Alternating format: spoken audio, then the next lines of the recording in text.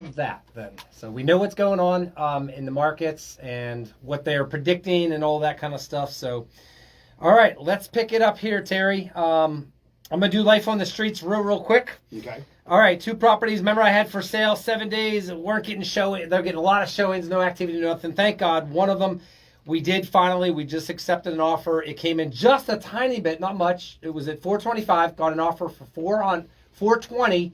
But they were asking for 3% in closing cost help, which the seller was grateful for because we were in a position where we weren't getting hardly any much more activity, which means we were at a place where you probably need to make about a 3% adjustment to stay ahead of the market and what's been going on to even get an offer.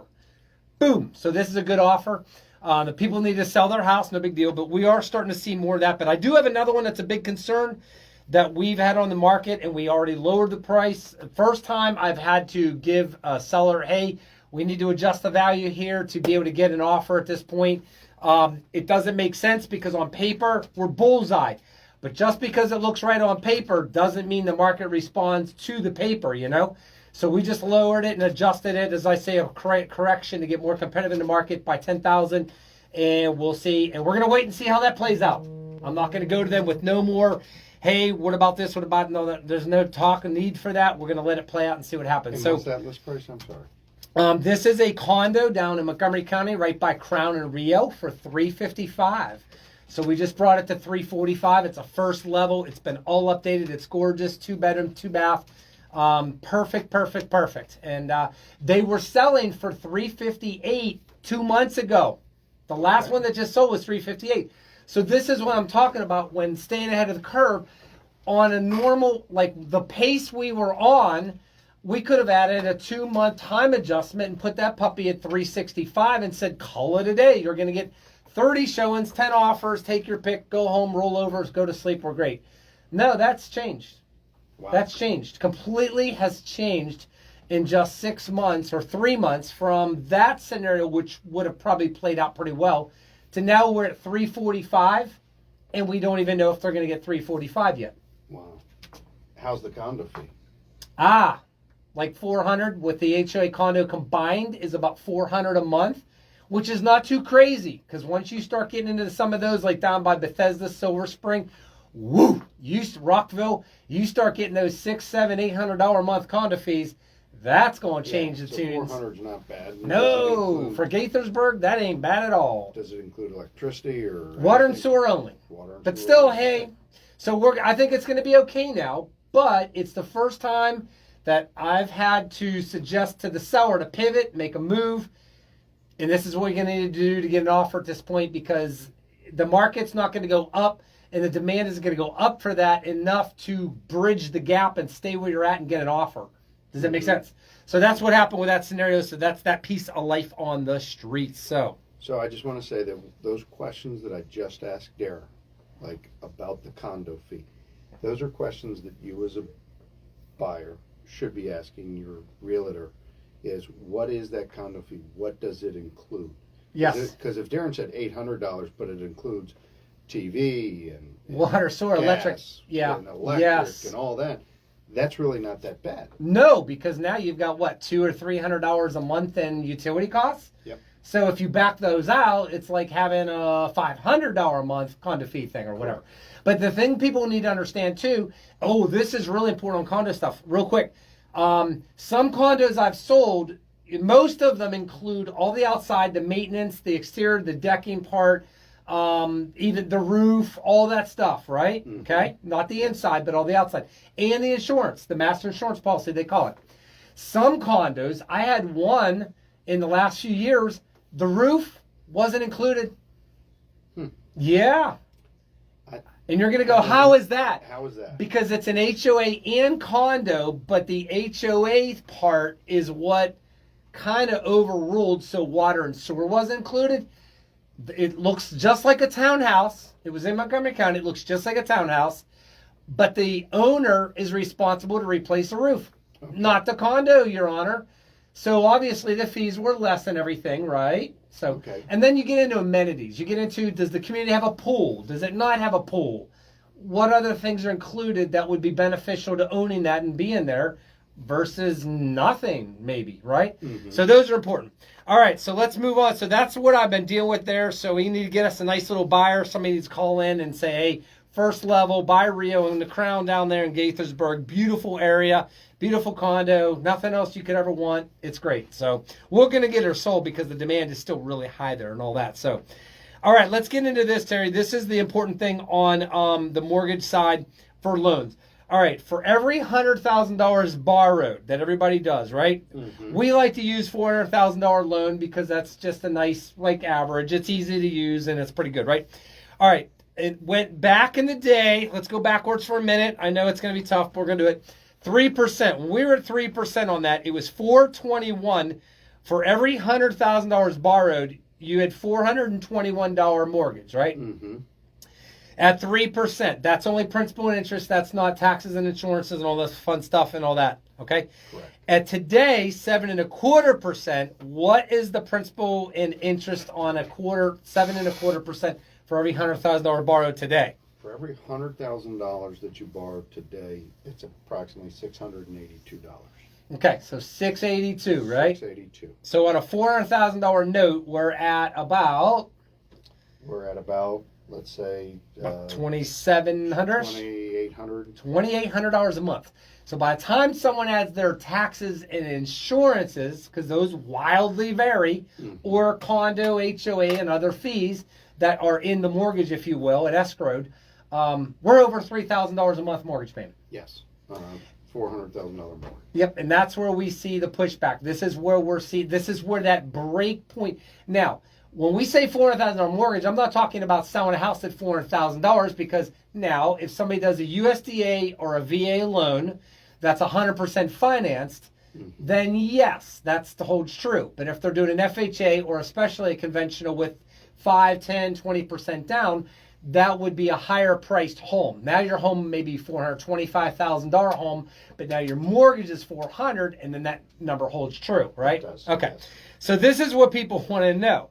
For a $100,000 loan, this is nice calculations.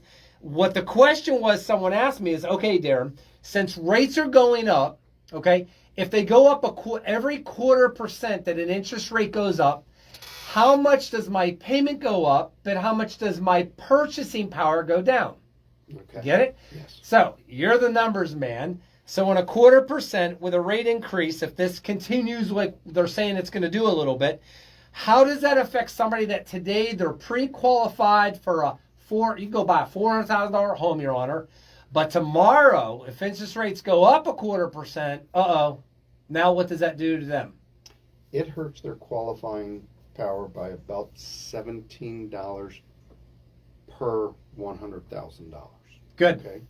So on a $400,000 loan, it's basically $68 more a month. There you go. Okay. 68 bucks more a month, and that is the qualifying power that you'd have to lower that down. So basically 68, so about $9,000 is what you're taking a look at. Okay. There you go. So in a 0.25%, Mr. and Mrs. Buyer, you can't be at 400. We got to be at 391. 391. Okay. Yeah. So the biggest thing I know that you do that's so smart is when you're pre-qualifying a buyer today, you're already kind of factoring in if they don't lock in by XYZ date and that rate goes up, what's the worst case scenario? Like what would happen if they got our contracts go, oh, you can't buy that house now. That's out of that just exceeded now what you're qualified for. How do you handle that as a lender? So what I do is I get somebody qualified for a payment. Okay. And I'll say, okay, you make $5,000 a month. The maximum payment you can go is, let's say, $2,000 a month. So we have to fit your principal and your interest, your HOA fee, and your taxes, and your insurance, all under that $2,000 limit. Okay? So every house is going to be different, right? Every house, it could have city taxes, which are about 25% higher than just outside the city taxes. Yep. Okay? So what I do is I qualify you for a dollar amount. Forget whatever price tag. And then I'll work with them to back into it the range that we're taking a look at. But I continually remind them that our ceiling on a payment is $2,000. Okay. And that's the way that you avoid those problems. So when they say, hey, Terry, we're going to look at 3 houses today, I said, great, let me know how it goes. And they call and they say, hey, we found one. Great, let's take a look at the numbers and see where, okay, you came in at $1,982, you qualify, okay? But if it comes in at $2,100, I said, okay, now we've got to figure out how we can make it work at $2,100 as long as you're comfortable with the payment. Then we got to figure out, okay, so we look and we say, okay, they've got a credit card with a $25 a month balance. Yeah, this is where strategy gets important because the first thing is, so the first thing is I know many times you've said to me, hey, Darren, we're right on the edge. When you go look at these places they want to see, okay, I need to know what it is they're looking at because you need to be careful because if, like you said, the taxes may be higher or HOA fees or whatever, and that could push it over the limit. But once in the event, we've had that happen, and in the event we kind of cross that line by a hair, this is where real strategy and expertise as a lender and as me as an agent come into play. But now you more than me, and that becomes two things. On my side, it would be negotiating a deal because you go first, and this is what I mean by that. The credit card payment, other factors.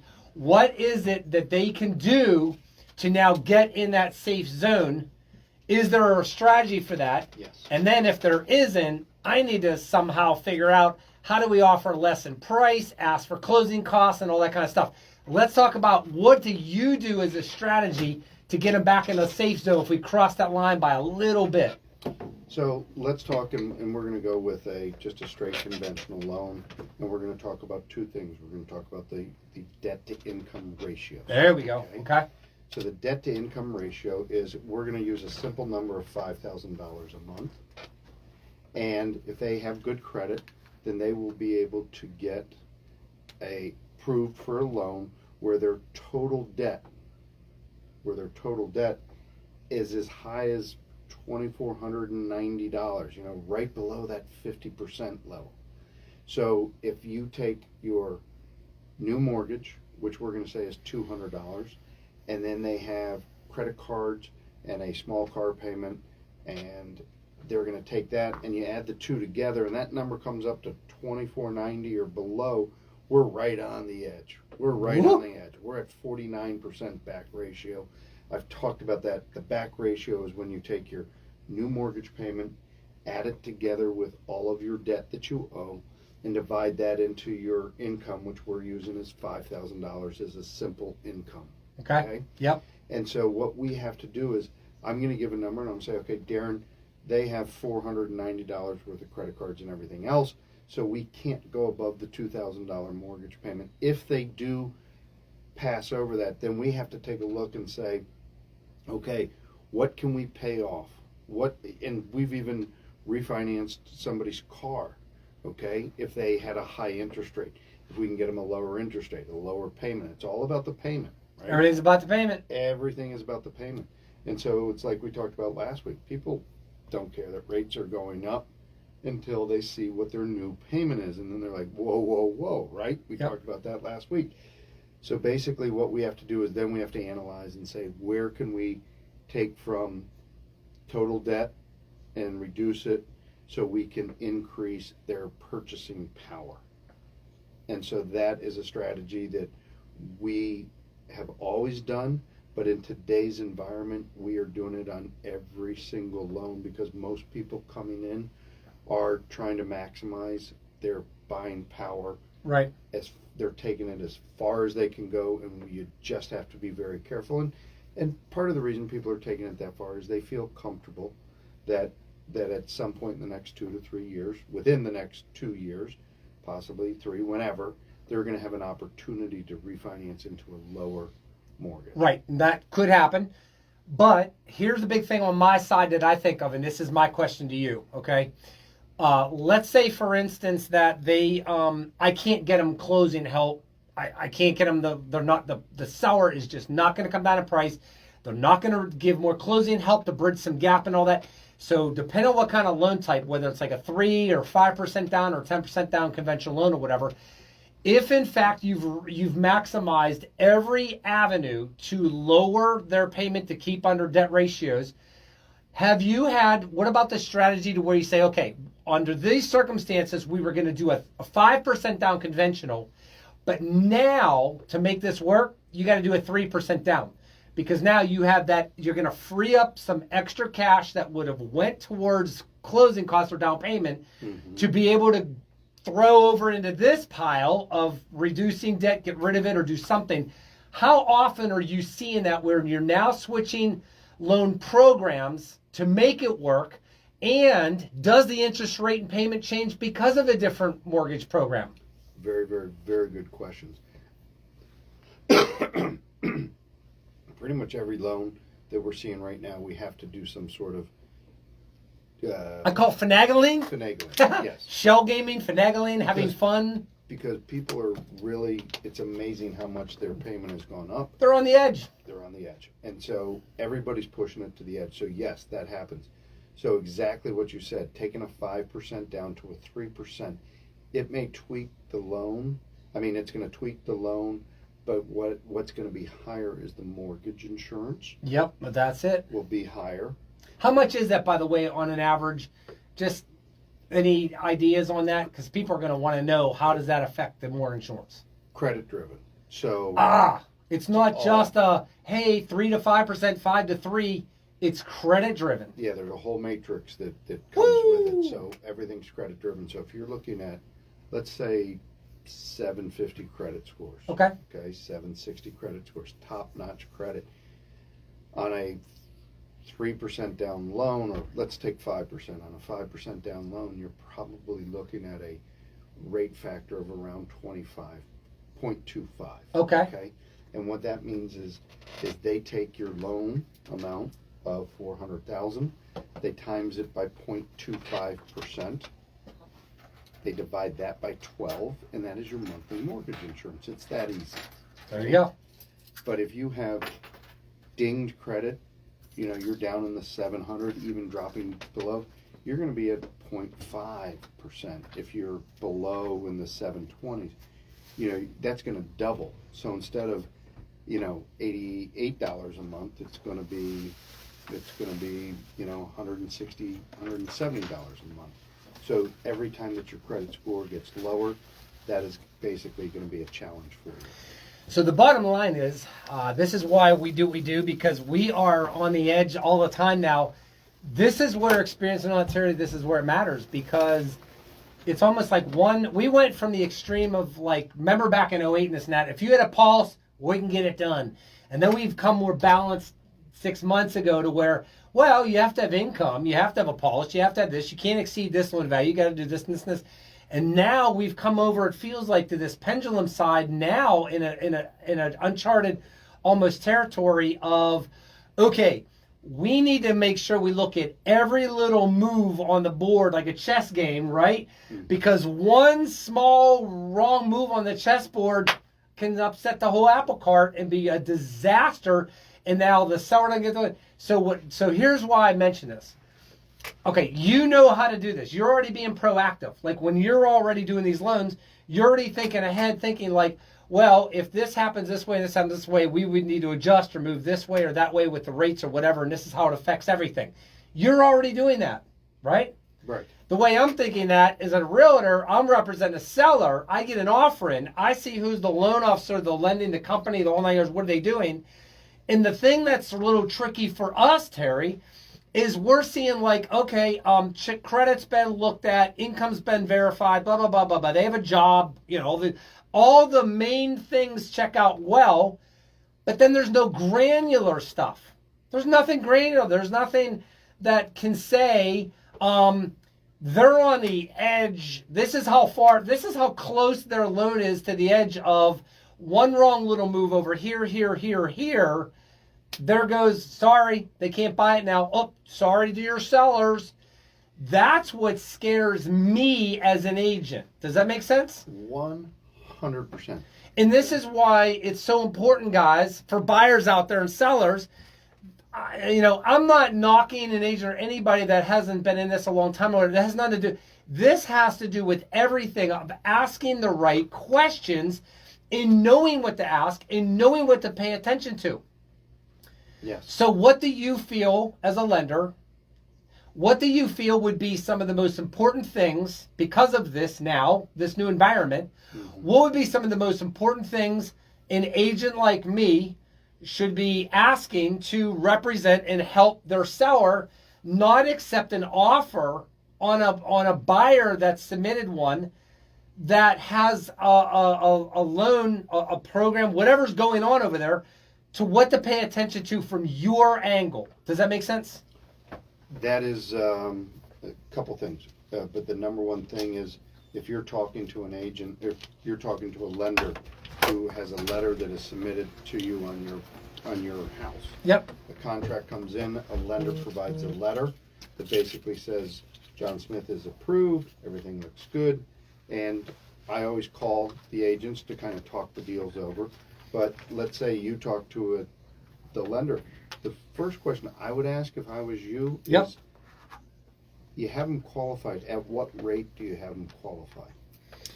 Okay, so the first question is, what rate is that if they don't have it on there? Correct. And is that going to be locked in soon or not or whatever, right? Yeah, because in the volatility that we're experiencing is like nothing I have ever dealt with in this business. We're day trading. And yes, and we're 36. I'm 36 years into this, and I've never seen volatility like this. So what I'm recommending is if somebody has a contract that's being offered, we offer overnight protection. Let's lock it in tonight. All right, guys, there we go. Awesome stuff. I hope this helps y'all out. That's why we're here. Our information's coming up. And also, Terry, as I said, go to my website, DarrenAhern.com. I'm giving away a $50 gift card to Dunkin' Donuts coming up of anybody that fills out the information and makes suggestions. We will see you next week on your Frederick Real Estate Update. Take care now.